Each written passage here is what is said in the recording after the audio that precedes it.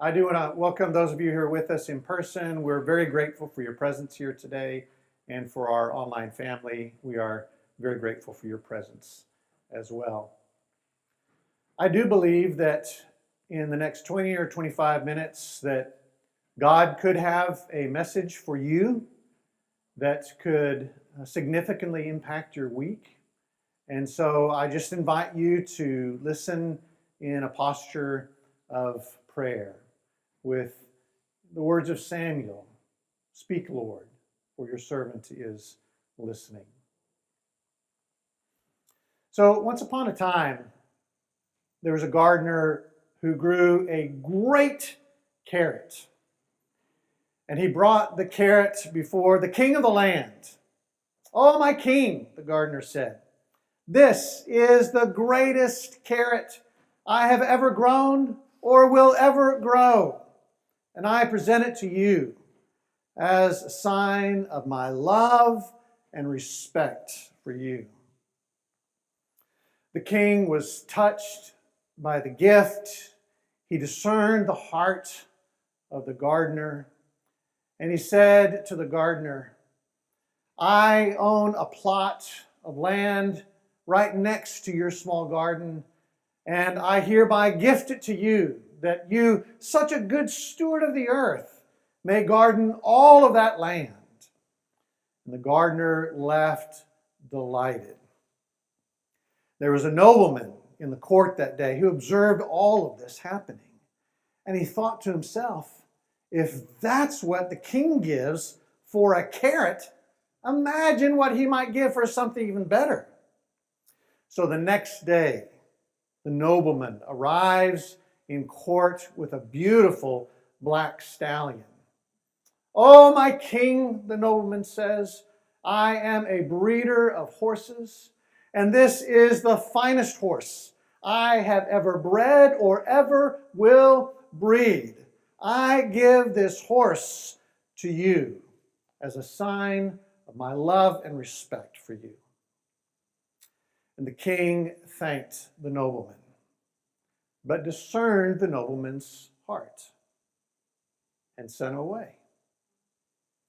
And as the king saw the look of disappointment on the nobleman's face, the king said, "Let me explain.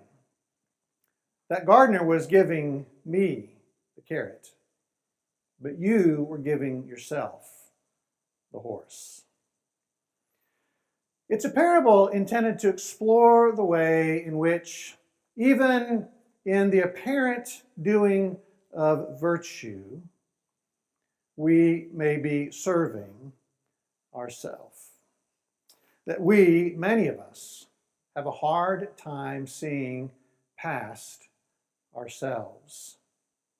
This was a central theme in Dr. King's sermon called Paul's Letter to American Christians. He says, "You must come to see that it is possible for a man to be self-centered in his self-denial and self-righteous in his self-sacrifice. He may be generous in order to feed his ego, and pious in order to feed his pride. Man has a tragic capacity to relegate a heightening virtue to a tragic vice. Without love, benevolence becomes egotism, and martyrdom becomes spiritual pride." Many of us have great difficulty looking past ourselves, even in the practice of virtue. And this theme turns out to be a central theme in the Sermon on the Mount, the struggle to see beyond ourselves, even in the practice of virtue. We began a short series in the Sermon on the Mount. Today we'll be in the Sermon on the Mount in our sermons. Children's church will be in those same texts. The teen class and the children's class will be in those same texts as well. Matthew 5, 6, and 7. Matthew's gospel is structured around significant blocks of the teaching of Jesus. We're in one of those blocks, these three chapters, 5, 6, and 7. And in each one of these three chapters, Matthew 5, 6, and 7, we see this theme being played out. So notice this text in Matthew 5. Jesus says, "You have heard that it was said to those of ancient times, 'You shall not murder, and whoever murders shall be liable to judgment.' But I say to you that if you are angry with a brother or sister, you will be liable to judgment. And if you insult a brother or sister, you'll be liable to the council. And if you say, 'You fool,' you'll be liable to the hell of fire." So here Jesus is warning of a religious person who truly can't see beyond themselves. And as a result, they legalistically keep the command, "You shall not murder," but nonetheless go on to harm other people with angry words and violent words. It's the case of a person who isn't living beyond themselves, even in the practice of virtue.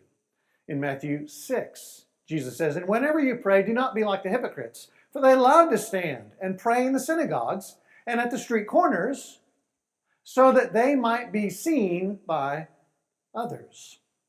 Again, here, Jesus warns of a religious person who can't see beyond themselves, and as a result, they turn prayer into a performance for self-promotion.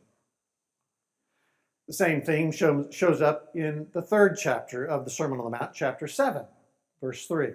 Jesus says, "Why do you see the speck in your neighbor's eye, but do not notice the log in your own eye?" Once again, here, Jesus warns of a religious person who can't see beyond themselves, and as a result, they obsess over even the tiniest flaws in the people around them and ignore even the greatest flaws in their own lives. I think there's a number of different ways that you can summarize the vast content of the Sermon on the Mount, but I think this is one way. In the Sermon on the Mount, Jesus implores us to see beyond ourselves to the wider world and to live in a way that benefits the whole world. What Jesus is doing in 3 chapters is drawing us out of this self-centered perspective so that we might live lives that bless the whole world around us. And of course, we see that clearly in this sort of introductory text which Nate read to us. "You are the salt of the earth. But if salt has lost its taste, how can its saltiness be restored? It's no longer good for anything, but is thrown out and trampled underfoot. You are the light of the world. A city built on a hill cannot be hid. People do not light a lamp and put it under the bushel basket. Rather, they put it on the lampstand, and it gives light to all the house. In the same way, let your light shine before others so that they may see your good works and give glory to your Father in heaven." Just want to sit with the main part of that text and explore the you are, explore salt and light, and then explore that ending phrase of the earth, of the world. So first, who is this you that Jesus is referring to when he says, "You are the salt of the earth. You are the light of the world"? It's pretty clear that the you is the same you that Jesus refers to in what we call the Beatitudes, which take place just before this in the Sermon on the Mount. And there Jesus is speaking to the poor in spirit, people who are mourning, people who are showing mercy, people who are peacemakers, people who are hungering and thirsting for righteousness and justice, people who are being persecuted because they're doing justice and righteousness. In other words, the you of the Beatitudes are people on the margins, people who don't have big voices, people that don't really have a chair at the table of power in the society. That's the you Jesus is talking to. The you here also must clearly refer to the people to whom Jesus has been ministering just before he gets up to speak. Matthew 4, 23 through 24, tells us that Jesus has been ministering to people with sicknesses and diseases, people with paralysis, people with demons, in other words, people that are on the margins of their society, people that have small voices in their society, people that don't really have a chair at the table with the powerful in society. That's the you that Jesus is referring to here. And so this you are the salt of the earth, you are the light of the world, includes the ordinary, not just the extraordinary people, includes the nobodies, not just the noteworthy, so that we understand that everybody, every single person, not just the prime ministers and the presidents, not just the faith leaders and the CEOs, everybody, every single person hearing my voice in this very moment, every person has the chance, the capacity to live beyond themselves, to live for something much greater than themselves. That's the you that Jesus has in mind here.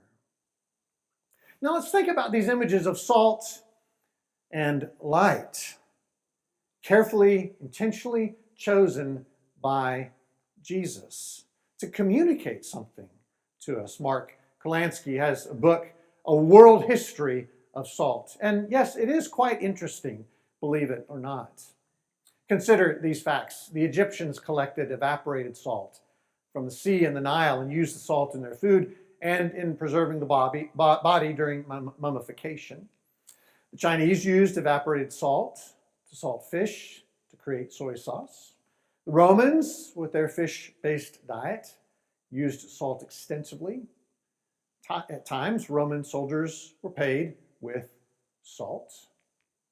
In Europe, the church placed dietary restrictions forbidding meat on Fridays and on church holidays. This created an enormous market for fish, which was packaged and transported through the use of salt. In America, the Revolution was endangered by shortages of salt in the colonies. In France, the hated tax on salt symbolized the injustice of the French government and helped lead to the French Revolution. In India, a reformer named Gandhi led a long march across the country to protest, among other things, the oppressive British salt restrictions, helping spark the Indian Revolution for independence. Salt is present in almost every part of the human body. Sodium is needed to propel oxygen through the blood, move our muscles, including the heart. And so when Jesus says, you are the salt of the earth, an image intentionally chosen here. What he's saying is that everybody, everybody, from the nobody to the noteworthy, everybody has the capacity, like salt, to live in a way that is as vital to the rest of the world as salt is to the rest of the world. And then the same thing is true when it comes to the other image that Jesus uses here, the image of light. Sunlight is vital to life on the earth. It warms us. It fuels the weather patterns. It allows plants to manufacture oxygen and food. Artificial and natural light impacts our physical and mental well-being, right? Humanity has relied on various sources of light throughout our history. Fire was one of the earliest. People in the tropics would catch fireflies and make firefly lanterns for lights. And here's where I wish the kids were still with us, because this is the one thing they would remember from this sermon. In Scotland, people would catch and kill the storm petrel, an oily seabird, dry it, thread a wick down its throat, and light it. Yes, that was an actual form of light. Light historically has cost a great deal, signifying its immense value to us. So 4,000 years ago in ancient Babylon, it would take a day's labor to buy enough oil to illuminate a room for just a few minutes. That's how valuable light was. Because of the lack of light in so many cities in years past, in Paris at one point, there was a law that required people to go home and lock themselves in at night leaving their house keys with the magistrate just so nobody would get themselves into trouble. The invention of kerosene oil in the 1800s enabled light sources that were cheaper, and nowadays labor would buy enough to illuminate a room for about 5 hours. The invention of the light bulb with the accompanying power plants and electrical grids required by it made light all the more accessible. And so today, a day's labor will buy enough to illuminate a room for 20,000 hours. It's hard for most of us around the world to imagine a life without light. And so when Jesus says that you are the light of the world, an image intentionally chosen by Jesus, he's saying everyone, from the nobody to the noteworthy, has the capacity to like light. Live in a way that is as vital to flourishing on this earth as light is. And now these ending phrases: salt of the earth, light of the world. So once Jesus gets to those two phrases there, we see more and more how he's imploring us. Because we all have this capacity to be as vital to life on earth as salt and light, he's imploring us to then go ahead and live for the good of all the world. And this is a thread that he constantly pulls on throughout the Sermon on the Mount and throughout the Gospel of Matthew. So in the Sermon on the Mount, we see this continual reference to the earth. Matthew 5, verse 5. Blessed are the meek, for they will inherit the earth. In chapter 5, verse 18, for truly I tell you, again in the Sermon on the Mount, until heaven and earth pass away, not one letter, not one stroke of a letter will pass from the law until all is accomplished. Still in the Sermon on the Mount, may your kingdom come. May your will be done on earth as it is in heaven. Still in the Sermon on the Mount, do not store up for yourselves treasures on earth, where moth and rust consume, where thieves break in and steal. And then as we back out to the whole of the Gospel of Matthew, we see this recurring theme in the teaching of Jesus about the world, his care for all the world. Again, the devil took him to a very high mountain and showed him all the kingdoms of the world and their glory. Chapter 13, he answered, Jesus, the one who sows the good seed is the Son of Man, the field is the world. Matthew 16, for what will it profit them if they gain the whole world but forfeit their life? Or what will they give in return for their life? And this good news of the kingdom, Jesus says, will be proclaimed throughout the world as a testimony to all the nations, and then the end will come. I think there are many ways to summarize the Sermon on the Mount, but this way, I think, is particularly noteworthy.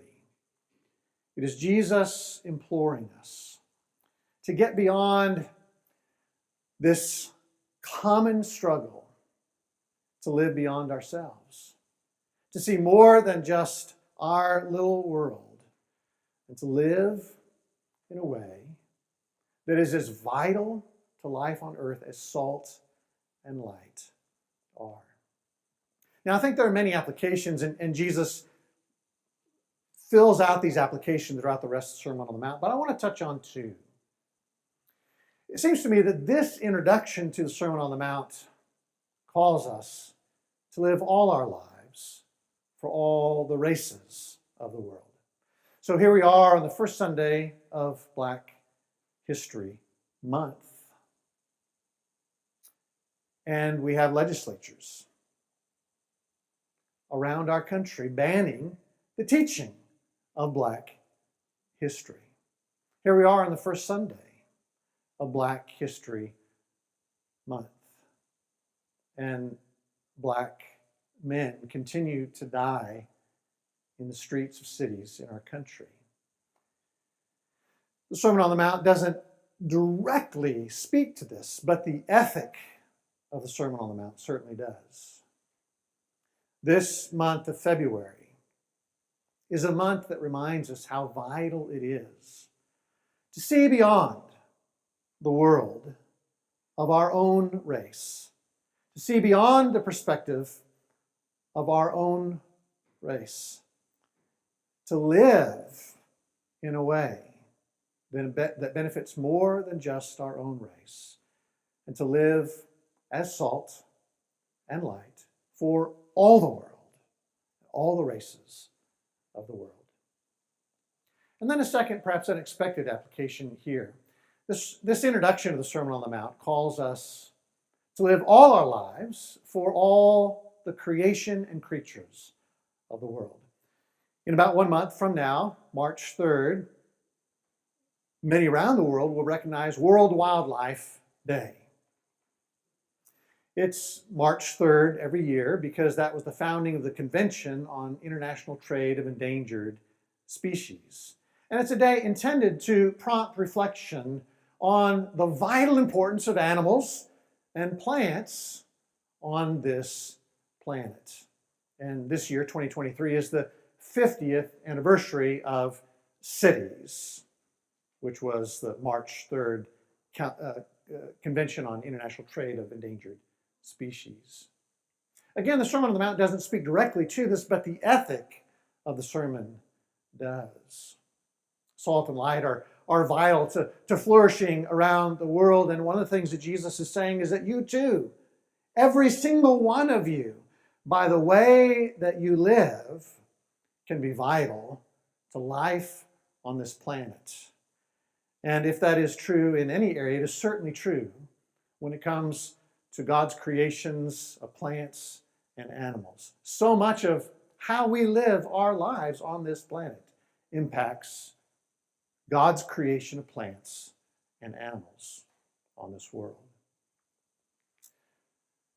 Anais Mitchell was largely responsible for the music behind the Broadway musical Hadestown.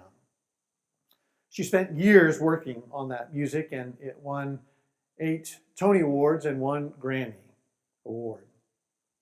Last year, she released a self-titled album, and she's been nominated for a Grammy because of one of the songs on that album.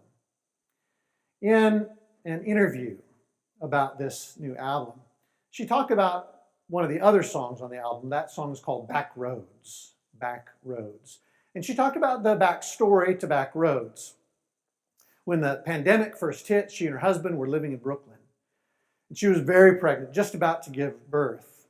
And because of all of the uncertainty there was at the beginning of the pandemic, she just wasn't sure that she wanted to give birth there in Brooklyn. And so she and her husband packed up their car and they drove to Vermont, and they holed up in the little house where her grandparents lived in the hometown where she grew up. And a week later, she gave birth. And she said being back in her childhood small town stirred all kinds of memories. In particular, it reminded her how when she was young, that small town was her whole world. And she believed when she was young that the whole world was like that small town. Every person in the world was like every person in her small town. Every place in the world was like every place in her small town. And then she began to grow up, and she began to realize that there was a whole wide world out there. There was a world out there filled with people who were nothing like the people in her small hometown. There was a whole world filled with places that were nothing like the places in her small hometown. And she began to understand that she was called to engage even that world, to bring her gifts and talents into that world, to live her life for the sake of that world.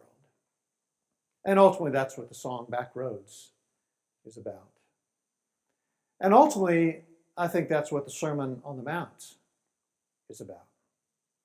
It's about Jesus inviting us to live for so much more than the small town of our individual lives, but to live as salt and light, which blesses the whole wide.